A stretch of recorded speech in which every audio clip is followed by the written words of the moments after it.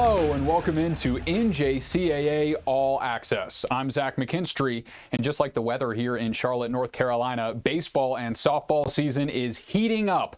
On top of that, we just crowned a Division I men's and women's basketball national champion, and we've had some interesting lacrosse matchups over the last week, so a lot to get to, but let's start with our junior college scoreboard. Let's kick off with the Cinderella story in the Division I men's basketball tournament. 19 seed Connors State out of Warner, Oklahoma, shocked the JUCO basketball world by winning 3 games and making it all the way to the Final Four. Take a look at these upsets. A solid win over Moberly, a blowout against Hutch in the Elite Eight, but let's focus on the win of the tournament over 3-seeded Salt Lake. The Cowboys lassoed their way to the quarterfinals with this 6-point victory and the 1-2 punch of Braden Hubbard and Buddy Hammer Jr. The combo combined for 40 points, 10 of which Hammer hit from the free throw line. For the Bruins, they were iced cold from 3, hitting just 4 of 21 attempts. And Buddy Hammer Jr. did the rest, rising to the occasion and the rack. Nearly a steal again. Hammer Jr. hammers it home.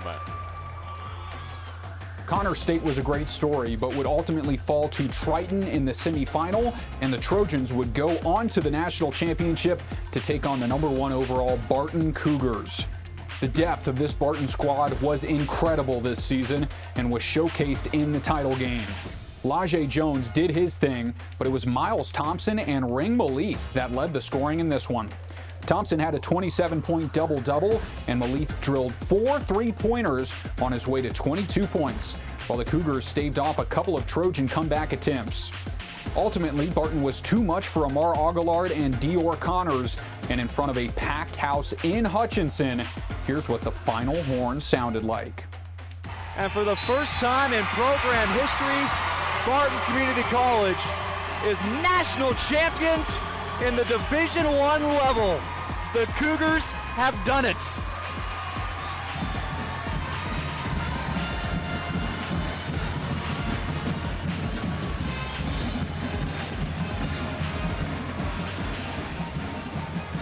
Barton has completed the dream season in 2024. Oh, what a moment. What a moment. Much like the men's tournament, the women had an underdog Final Four team as well. The Monsters of Eastern Arizona upset their way through to the semis with several big wins, including a 1-point victory over #4 Colin. The Brazilian guard Vitória Santana was the hero in this one, tallying 21 points and 11 rebounds, finishing 4 assists shy of a triple-double.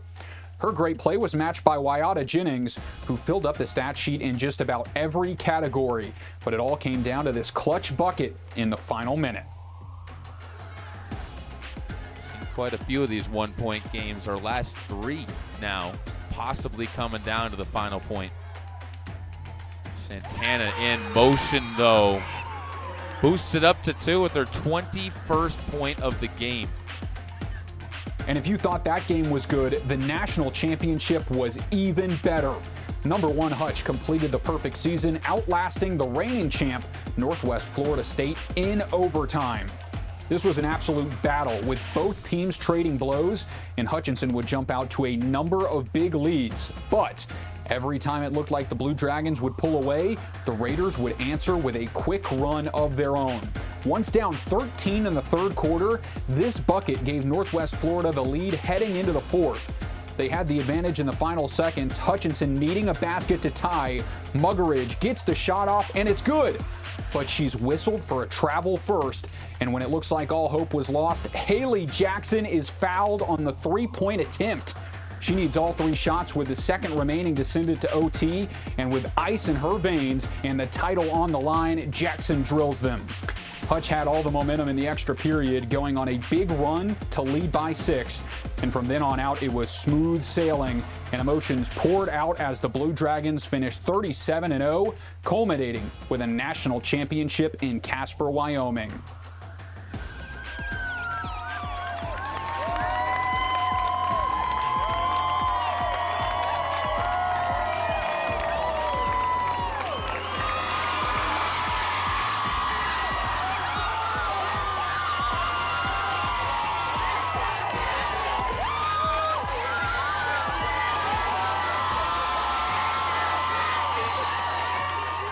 A great game for junior college women's basketball and ladies hoops as a whole. Let's move on to baseball. Bryce Harper's former school, College of Southern Nevada, snuck 2 upsets to split a 4-game series against number 8 Salt Lake. The 5-3 win in the finale was highlighted by Brady Bollinger's 3-hit performance, and the freshman coming off Scenic West Player of the Week honors helped the Coyotes rally back. After taking the lead in the 8th and adding an insurance run in the 9th, Dylan Venturini shut the door, picking up the save by striking out 2 of the 3 batters he faced and picking up a huge win for CSN. The upsets don't stop in D1. Number 1 seed East Central lost this conference game to split a doubleheader with Northeast Mississippi. Last year's NJCAA All-American Mo Little provided some of the offense the Warriors got, driving in the go-ahead run to make it 2-1 East Central. But sophomore lefty Drew Carty locked the rest of the bats up, throwing all 7 innings with 8 punch-outs to finish his second complete game in 3 starts. The Tigers put a bow on this one thanks to Christian Sprawling, who walked it off in the bottom of the 7th.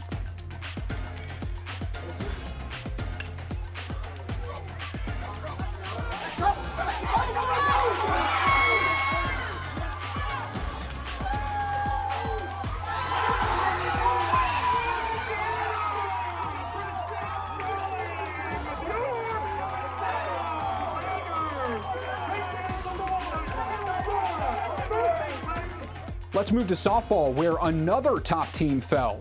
This time it was number 2 Northwest Florida, who split a doubleheader with unranked Chipola. Autumn Vessier had a solid day at the dish, driving home 3 of the 5 Raiders' runs, all of which crossing in the final inning. Chipola would trail down to their final 3 outs when Aniela Ruiz came off the bench to hit a pinch hit game-tying homer, followed by sophomore catcher Gracie Suggs, who walked it off.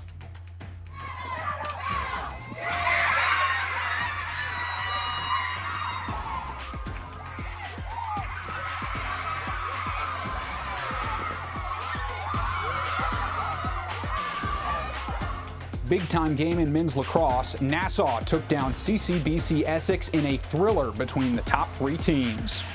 Jack Lepore dominated this one to the tune of 5 goals, most assisted by Brady Nolan, who finished with 7 assists. Essex scored 3 in a row late to get back to within 1, but the Lions put it away with a face-off win and the goal and secured their 5th win of the year. And lastly, how about this shocker? A potential national championship preview, but you would not be able to tell by this scoreline. Number 1 Anne Arundel got bulldozed by Onondaga in women's lacrosse, 19-3. Sophomore attack Gianna Zarillo tallied 8 points on 5 goals and 3 assists, and wasn't the only laser with big numbers. Juliana Barton and Olivia Lockwood also had 6 points each, and the Riverhawks go down in a big way. If that doesn't excite you about the spring sports coming up, I don't know if anything will. Crazy matchups, upsets, and talent across junior college right now, and even more ranked matchups on the way. Here's a look at some important baseball games this week. First in Region 8, number 5 Gulf Coast State and number 20 Northwest Florida have already played once this week, but they have one more this afternoon and then a doubleheader on Saturday. Caden Gaskin has been a 5-tool stud all year for the Raiders, leading the team in average, RBIs, and stolen bags, and will match up against Commodore's sophomore Cole Horton, who has 7 bombs and 36 ribbies this year. Elsewhere on the D1 slate, another top 20 matchup next Tuesday between Central Arizona and Pima CC.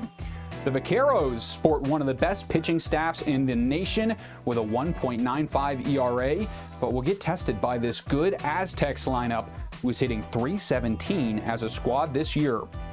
In D2, East Central has dropped from their number 1 spot, but will try to earn it back with an important home contest against number 7 Jones on Tuesday. A doubleheader sweep for Jones would certainly move them up in the national rankings, but would also be huge for the conference standings in Mississippi. But these Warriors bats are hitting .341 as a team this year and are looking for revenge after last week's split against the Tigers.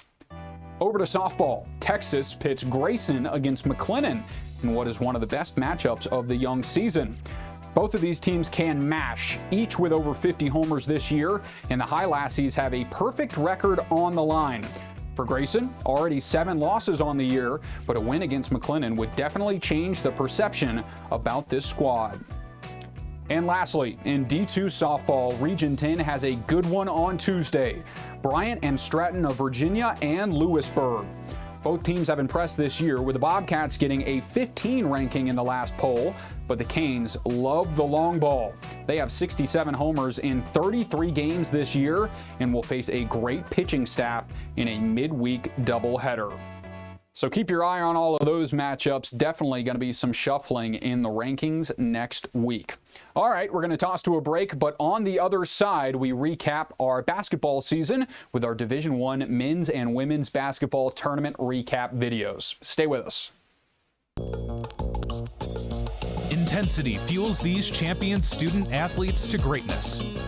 Zurich Insurance is proud to be the official provider of student-athlete insurance for the National Junior College Athletic Association. Throughout the highs, we cheer along to their screams of victory. Throughout the lows, we support them through their tears of defeat. Zurich Insurance, helping student-athletes play the sport they love.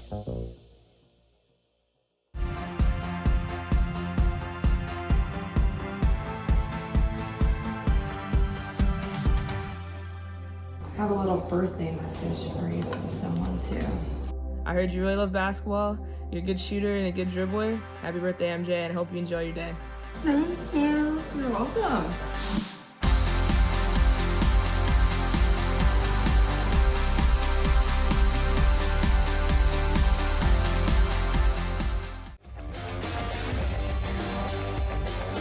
Welcome back to NJCAA All Access. The final moments of our winter seasons have concluded with some unbelievably entertaining matchups in Casper and in Hutch for our Division I men's and women's basketball championships. Here's a look at how they went, first with the men's. To be in the magic of the Hutchinson Sports Arena. And every year this place is just incredible. This is one of the most fun environments in all of college basketball. The ball is tipped up in the air. We're underway. Hesitation, nearly lost it, got it back, blocked, but the putback is there. And he finishes at the rim to give Odessa an unlikely upset win. Without fouling, take a look here. Great ball reversal, make the extra pass. Thank you very much for that great pass. Indian Hills wins it 63-58. Nearly a steal again. Hammer Jr. hammers it home. And how about the Cowboys of Connors State? Their dance stays alive. It's the number 19 seed Shots, number 3 Salt Lake. They throw ahead, playing keep away, and a poster dunk to cap off the night. Left and Hutch is on to the quarterfinals. Plenty of ball fakes. Hello, LeJay Jones, a baseline cut and an alley-oop. Or forget the ball fake, just throw it up to Jones for an alley-oop dunk. The number 1 team in the country rolls through Northwest Florida State. Back to the cup. Another follow jam. That's the best one yet, A.J. Dixon. Number 24, look at that high flying A.J. Dixon. As you say, look out below. Out to the corner, Aguilar for the lead. Yes, sir. Just their second ever trip to the national tournament. Brighton is on to the semifinals. 3:20 to go. A retort. It goes right back at him. Kenai Briggs. The Warriors get the job done. Indian Hills on to the semis. And get their Blue Dragons back into this thing. Hammer Jr. Hammer time. No doubt the Cinderella story of this tournament. And for the first time since 2009, the Connors State Cowboys are off to the semifinals. Save down low, Thompson again doing work, and one. And for the first time since 1999, the Barton Cougars are headed to the national championship game. Dribbles left, drives left, wraparound find, finish and one. Antonio Lisenby For the first time in program history at the Division I level, the Trojans are on to the championship game. The NJCAA championship has been here since 1949. It is a signature event in Hutchinson.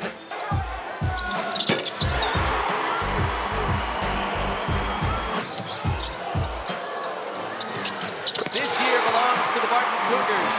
They are the 2024 NJCAA Division I Men's Basketball National Champions.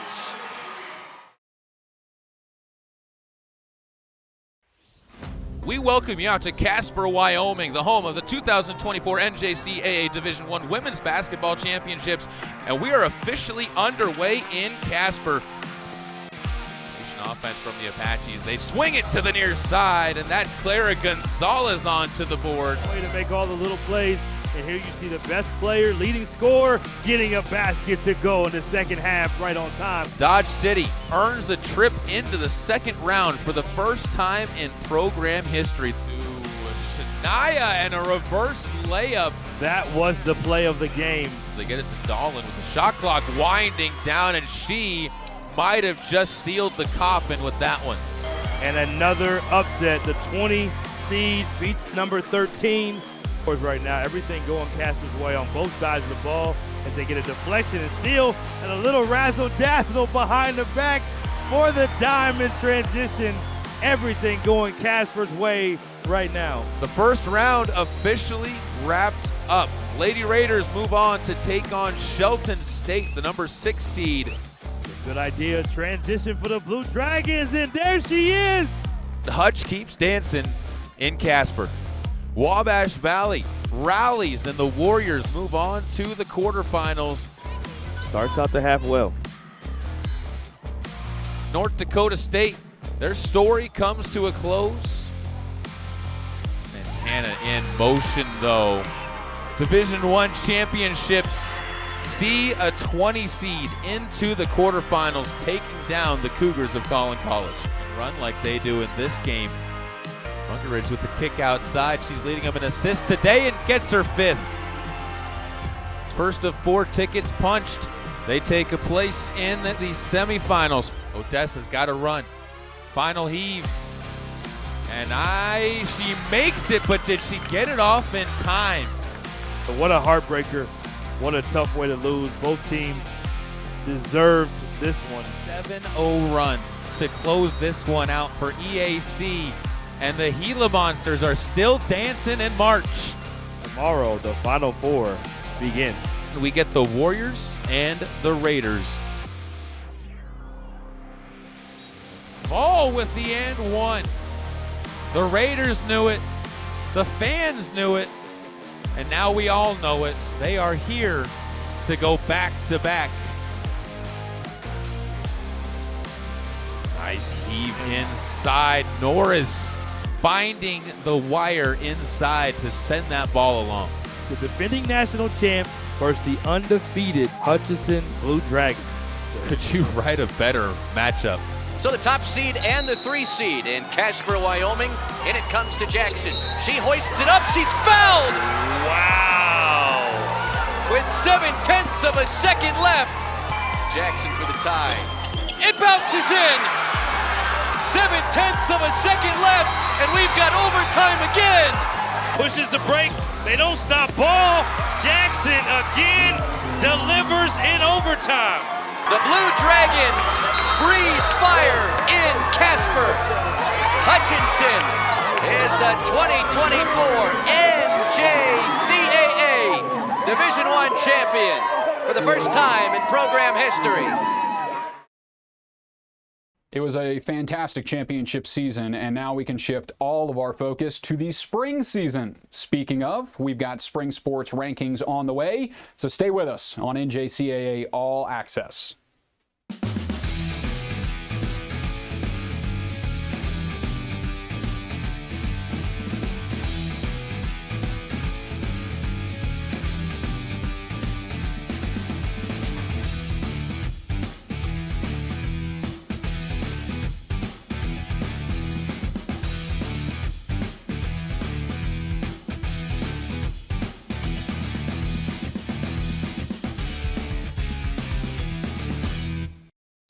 makes a life a good one? Is it our adventures? Or the friends we find along the way? Is it the challenges we conquer together? Maybe it's the people's lives we touch every single day. So, what makes a life a good one? You'll have to figure that one out for yourself.